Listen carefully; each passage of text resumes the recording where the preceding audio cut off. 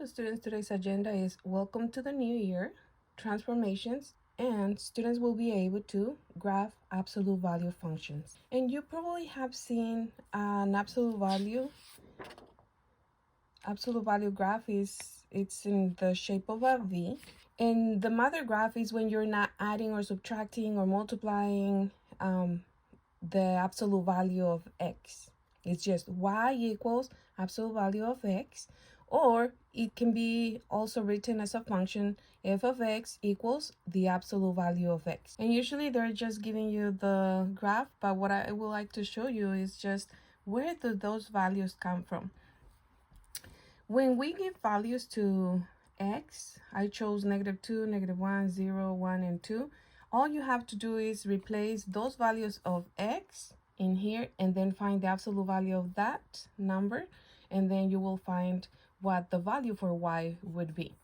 So we have y is equals to the absolute value of x, but we know that x is -2 for the first point. And so absolute value, what is the absolute value? The absolute value refers to, in the number line, what is the distance between that number and 0? And in here we can see that it's 2 spaces between that number, -2 and 0. So distance is always positive. It will never be negative. So when you have the absolute value of -2, it's just 2, +2, okay? 2 spaces. For the next one is y equals the absolute value of -1, which is equals, what's the absolute value of -1? Well, it's just 1 space away, so it will be +1. Y is equals to the absolute value of 0, none, so it's 0. Y is equals to the absolute value of x, which is 1. And what is the absolute value of 1? What is the distance between 1 and 0? It's still 1. We don't change the sign to negative, okay? And finally, y is equals to the absolute value of 2. There are 2 spaces between 0 and 2. Again, the absolute value refers to what is the distance between that number and 0, okay? So it's 2 spaces. And here's 1. Now we're able to graph our points. So -2, 2, -2, +2, -1, 1, -1, 1, 0, 0, 0, 0 is at the origin, 1, 1, 1 to the right, 1 up, 2, 2, 2 to the right, 2 up. So this is our mother graph, or in some books it's called the father graph or even parent graph. It goes infinitely from corner to corner on both directions, up to the right and up on the left. So that's our parent graph. And again, remember that it could have any of these functions, and this can even be a g, a d, but it's still the same thing. Now, what happens when you are adding or subtracting either inside of the absolute value or outside? Well, this number represents a horizontal translation. It moves to the left or to the right. So that means that it's related to the values of x. And not only that, but it goes opposite. Okay, that's why it says minus in here. Minus whatever the value of h is.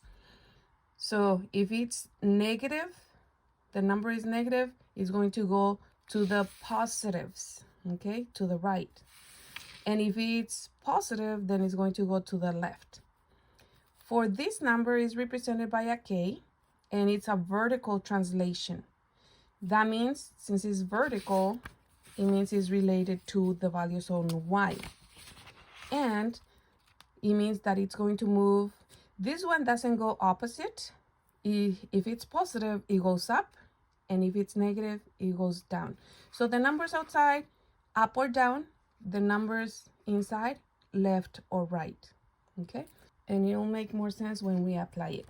Again, when we have addition or subtraction outside of the absolute value, that means that there is a vertical translation. It goes up if it's positive, or it goes down if it's negative. So +3, it will go up. -5 will go down, only because it's outside of the parentheses.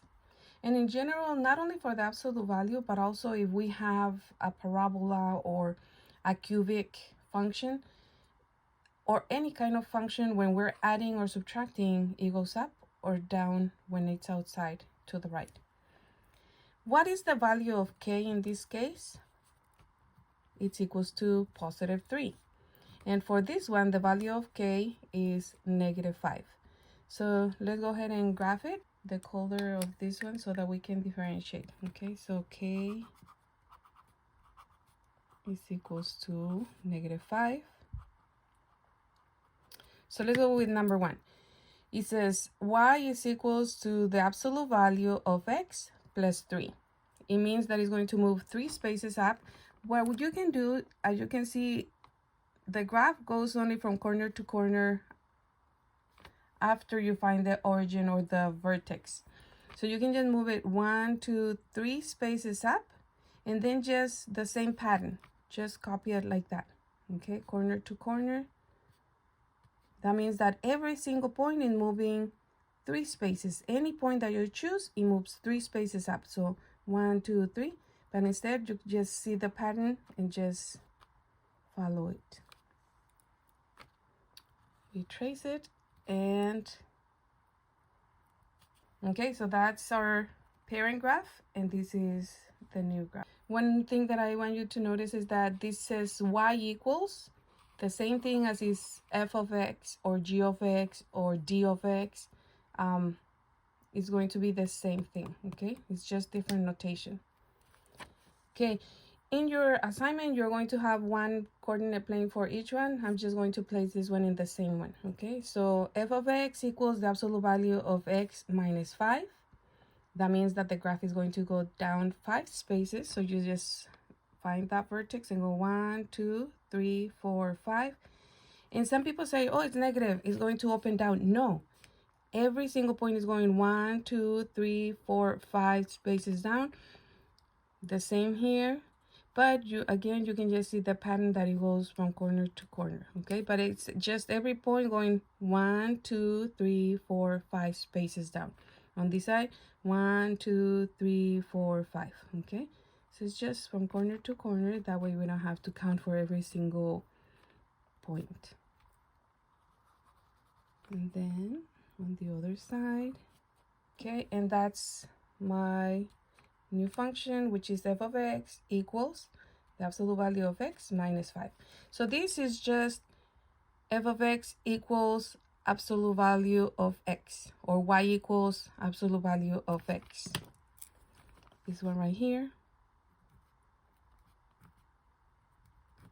But then these other ones are the ones with the transformations or translations, to be more exact. For number 3, we have d of x equals the absolute value of x plus 5, and then close the absolute value. So in here, for number 3, it's d of x equals the absolute value of x plus 5.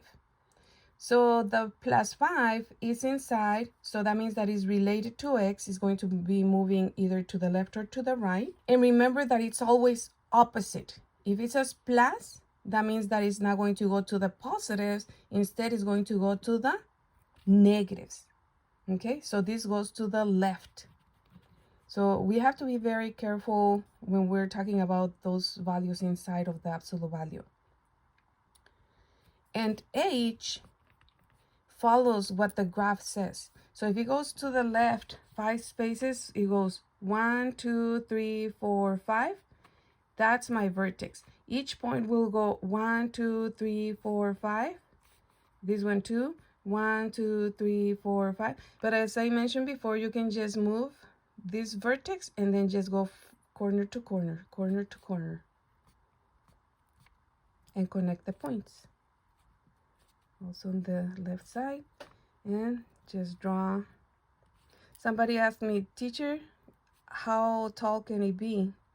Well, this tells me that this arrow tells me that the graph will continue infinitely. Okay, so it doesn't matter how many points, it already means that it's never going to stop. So h in here, in which direction did it go? It went to the left, so it's going to be -5. It's the opposite of what we have in here. Remember that the formula, let me show you.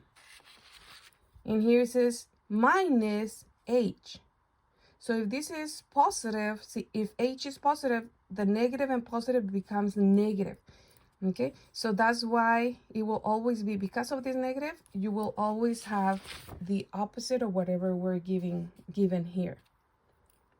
For the next one, since it says -4, h is going to be +4. This is the minus from the formula, right? Minus from the formula, that means that my h alone is only 4. In here, I don't have a minus, so I have to break it. The positive comes from negative times negative. This is the one from the formula, and then that means that the 5 for h is -5. If you understand that, if not, just make sure that you change the sign of your function so that we know the value of h. Okay, for this one, since it's minus, it doesn't go to the negatives. Instead, it goes to the positives on x. Always inside means x. So it's going to be 1, 2, 3, 4 spaces to the right. And from there, you just go the shape of the V in each corner. Okay, 4 spaces, and that's your new graph.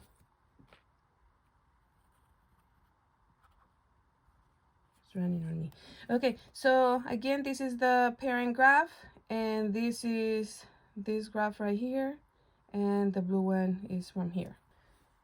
For number 5 and 6, it says compare the graphs and find the values of h and k. So in here, we have the parent graph, and then we notice that it went 1, 2, 3 spaces up for the new graph. So what is the value of k? You can either write just the value of k, or you can find the value of the function. And here it would be g of x equals the absolute value of x. Since it's going up, outside, it follows the rules. It's positive, it's positive. Okay, so it's going to be, since it went up, it's +3. So that means that k is equals 3. For this one, the graph went to the left. So it's going to be g of x equals the absolute value of x. If it goes to the left, it's not negative, it's the opposite. So it's going to be +2. And for the value of h, remember that it's the opposite of whatever we have in here, or it actually follows the values in the graph. So it's going to the left is -2. Okay. Why? Because remember that negative from the formula and negative of this one makes this +2. What does that mean? Again, we had it was x minus h, right? So this negative and this negative together make the +2. Or just remember, it's the opposite of whatever we're adding or subtracting in here to find the value of h. That makes it easier. Just change the sign of whatever we have inside. Write the functions transformations of g of x equals the absolute value of x. Sorry, I didn't have much space. If it says a vertical translation 3 units down, that means that it's going to be outside because it's related to up or down, which is y. And so it's going to be, actually, when they create a new graph with the transformation, they change from the letter that represents the function to a different one. Okay, so instead of g of x, we'll do a different one. Okay, so it can be f of x, or we can just write a different one. Since it's outside, you just put the absolute value of x, and then it's going down, so it's -3. So in here, the value of k is equals to -3. Remember that when the number is outside, is k, represented by k. The next one, it's a horizontal translation, meaning on x. If it's a horizontal translation, left or right, and is related to x, and it's the opposite. So if it's going to the left, that's where the negatives are. That means that our function, and this can change, okay? D of x is the absolute value of x. Instead of -7, it's going to be +7. And h, the value of h, is the opposite of whatever we have in our function, so it's going to be -7. One, it says describe the transformations and then graph. So if it says w of x equals the absolute value of x minus 2 and then +1. Inside refers to x, and it's going on the opposite direction. That means that if it's negative, it's going to go to the positive numbers, okay? And outside it's plus. That one follows the rule, so since it's plus, it goes up. So to describe it, we can say that it has a vertical translation, 1 unit up, and horizontal translation,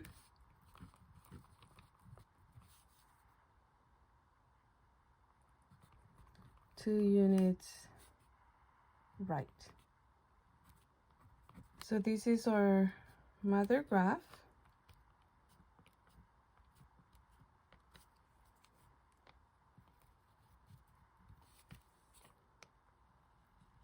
And we can just move the 2 at the same time. So 2 to the right and 1 up.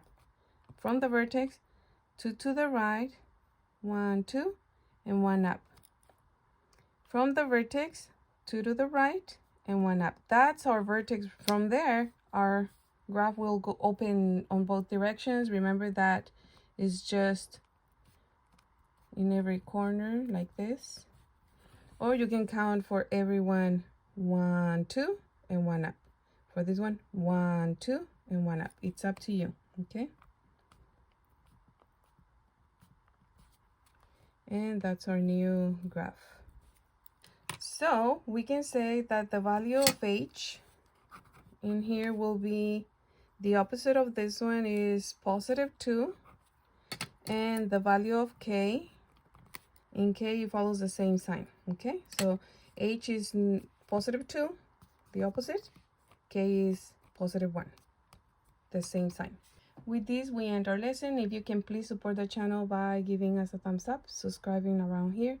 This is the link to the entire unit, and here you will find the next lesson. Now you're able to do your assignment and have fun.